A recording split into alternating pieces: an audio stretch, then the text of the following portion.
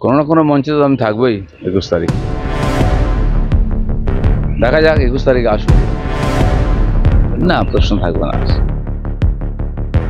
দিলীপ দিলীপ এবং দিলীপ, বিজেপিতে এত পরিবর্তন, এত ওঠাল পাথাল, অনেক কিছু, কিন্তু বিজেপিতে একটাই নাম এখন ঘোরাফেরা করছে, একটাই নাম এখন বিজেপিতে ঘোরাফেরা করছে, আর সেটা হলো দিলীপ ঘোষ। দিলীপ ঘোষ এবং দিলীপ ঘোষ। শুভেন্দু বিরোধী দলনেতা, শ্রমিক নতুন রাজ্য সভাপতি, কিন্তু আলোচনায় সেই দিলীপ ঘোষ। এবং তার চেয়েও বড় কথা হলো দিলীপ বোমা ফাটিয়েছেন। কি বোমা ফাটিয়েছেন? বলেছেন 21 জুলাই দেখবেন, 21শে জুলাই আপনারা দেখবেন কি হয়। কি করবেন দিলীপ? নানা জল্পনা, নানা কথা। দিলীপ কি করবেন? দিলীপের রাজনৈতিক ভবিষ্যৎ কোন পথে যাবে? বিজেপি তে কতখানি ধাক্কা দেবেন? নাকি দিলীপ আসলে যতটা বলছেন ততটা কিন্তু হবে না? বিষয়টা কি? কোনো না কোনো মঞ্চে তো আমি থাকবোই 21 তারিখ। দেখা যাক 21 তারিখে আসুক। কিন্তু এত বড় জল্পনার উত্তরে আপনার এই এক লাইন জল্পনাই তো চলে, রাজনীতিতে জল্পনা নিয়েই সব চলে।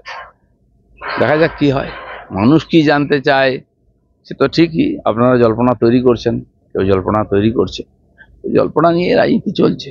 অনেকের রাজনীতি জল্পনা দিয়েই হয়। আমাদের জলও নেই আর পনাও নেই, আমাদের রাজনীতি আছে। আর কিছু বিষয় বলুন। এই প্রশ্ন তো রোজ জিজ্ঞেস করতে হবে, এটা ছেড়ে দিন। 21 তারিখের পর কি তাহলে এই প্রশ্ন জিজ্ঞাসা করতে হবে না, প্রশ্ন থাকবে না, সমাধান হয়ে যাবে সব। হ্যাঁ, প্রিয় শ্রোতা, আপনারা জানেন যে 21 জুলাই কি হয়েছে? 21 জুলাই উত্তরবঙ্গ অভিযান রয়েছে। 21শে জুলাই উত্তরবঙ্গ অভিযান রয়েছে কাদের? বিজেপির। কারা ডেকেছে? ভারতীয় জনতা পার্টি। নেতাকে বিরোধী দলনেতা, বিরোধী দলনেতাকে শুভেন্দু। বিজেপিতে এটা পরিষ্কার যে দিলীপকে দলে রাখতে চাননি শুভেন্দু। পাশাপাশি ঘোরাফেরা করুন, দিলীপের ছায়ায় ঢাকা পড়ে যাচ্ছিলেন, হারিয়ে যাচ্ছিলেন। তাই প্রথমত কি করা হলো? সুকান্তকে নিয়ে আসলো, ভাবা হলো নতুন ব্লাড, নতুন মুখ, বিজেপিকে একদম সোনায় সোহাগা করে দেবেন। কিন্তু ভিত্তি যদি এতটা কাঁচা হয়, তাহলে সেটা রাজনীতির ক্ষেত্রে কি হয় সেটা সুকান্ত তার এই বছরের জমানায় ঠিক বুঝেছেন।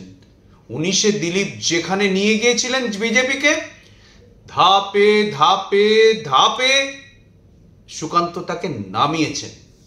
বিজেপির আসন কমেছে, লোকসভায় আসন করেছে, বিধানসভায় যে আসনগুলো পেয়েছিল সেগুলো হারাতে চলেছে। আর নতুন সমীক্ষা বলছে যে আগামী বিধানসভার নির্বাচনে 50-এর নিচে নাকি আসন পাবে, নিজেরাই বলছে, নিজেদের সমীক্ষা।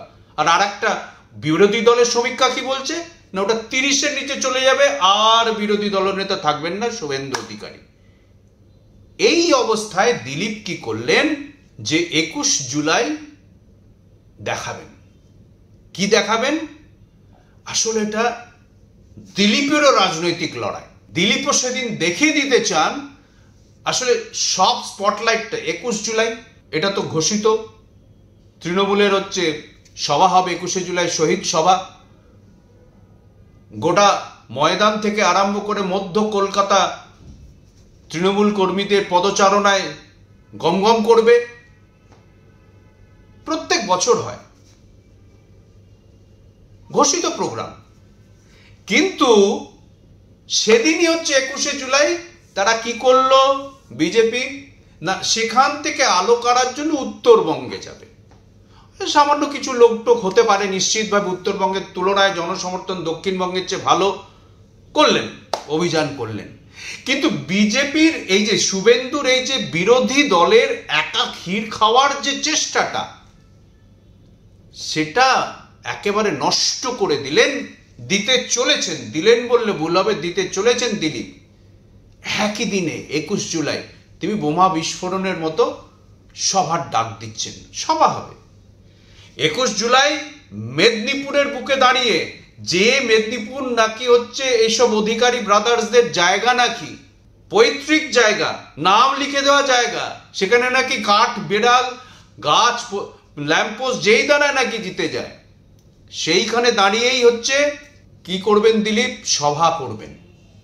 মেদিনীপুরে দাঁড়িয়ে সভা করবেন। কোন মেদিনীপুর? যে মেদিনীপুর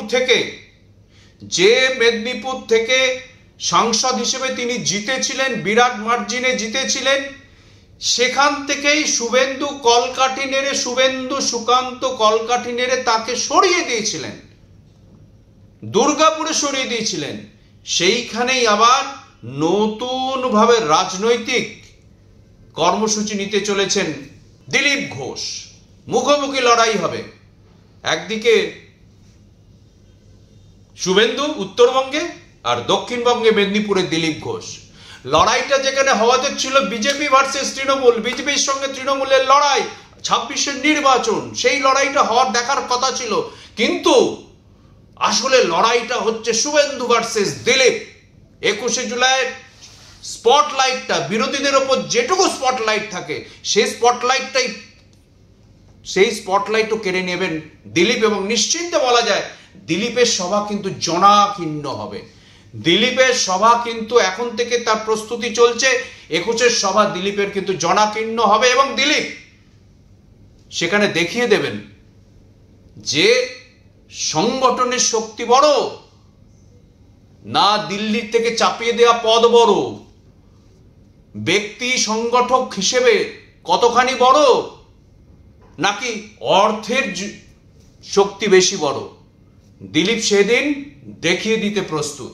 আর যারা ভাবছেন দিলীপ নতুন দল করবেন, ভুল ভাবছেন, মূর্খের স্বর্গে বাস করছেন। অন্যদিকে যারা ভাবছেন দিলীপ তৃণমূলে যোগদান করবে, তারা আরো ভুল ভাবছেন। দিলীপ কোথাও যাচ্ছেন না, দিলীপ থাকছেন বিজেপিতেই। নতুন করে ইনিংস শুরু করছেন দিলীপের ইনিংস শুরু হবে 21শে জুলাই থেকে। লড়াই, পাল্টা লড়াই।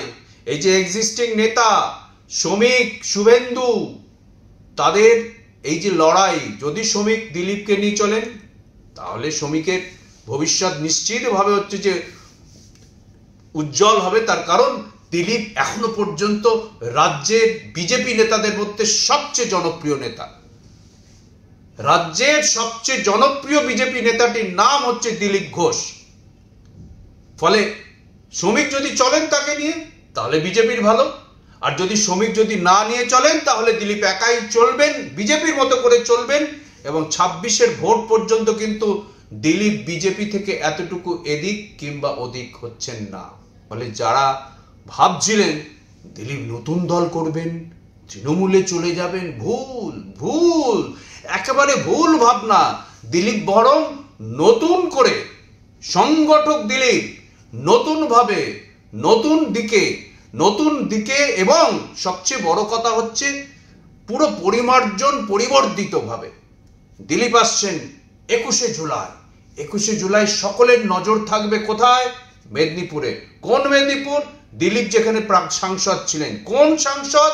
যে সাংসদের পদে তিনি হচ্ছে বিরাট ভোটে জিতেছিলেন, কিন্তু শুভেন্দু সুকান্তর চক্রান্তে তাকে সরিয়ে দিয়ে দুর্গাপুরে পাঠানো হয়েছিল হারার জন্য। দিলীপ সেই মেদিনীপুর থেকে আবার লড়াই শুরু করছেন এবং আগামী দিনে কি ঘটে তা নিশ্চিতভাবে আরো আকর্ষণীয় হতে চলেছে। প্রিয় শ্রোতা, আমাদের লক্ষ্য তো থাকবে অবশ্যই 21শে জুলাই তৃণমূলের সভা প্রত্যেকবার হয় জনাকীর্ণ হয়, এ নিয়ে কোনো বক্তব্য নেই। কিন্তু বিরোধীদের মধ্যে এই যে বিজেপি শতভাগে বিভক্ত, 5টা 6টা 7টা ভাগে বিভক্ত, বারবার প্রমাণিত করছে। চোখের সামনে একদিকে শ্রমিক, একদিকে শুভেন্দু, ওদিকে দিলীপ, তো চোখের সামনে 3টে ভাগ দেখাই যাচ্ছে। ফলে 21 জুলাই দিলীপ কি করবেন, কোন পথে যাবেন, কাকে কিরকম ভাবে আক্রমণ করবেন, কোন তীর বিঁধবেন, কোন খোঁটা দেবেন, সবাই তাকিয়ে রয়েছে। আপনারাও দেখতে থাকুন, পড়তে থাকুন, আর বিশ্ব বাংলায় নিশ্চিতভাবে দেখবেন দিলীপের সেই সভা। আপাতত আজকে এইটুকুই রইল, আবার ফিরে আসবো। দেখতে থাকুন, পড়তে থাকুন বিশ্ব বাংলা সংবাদ।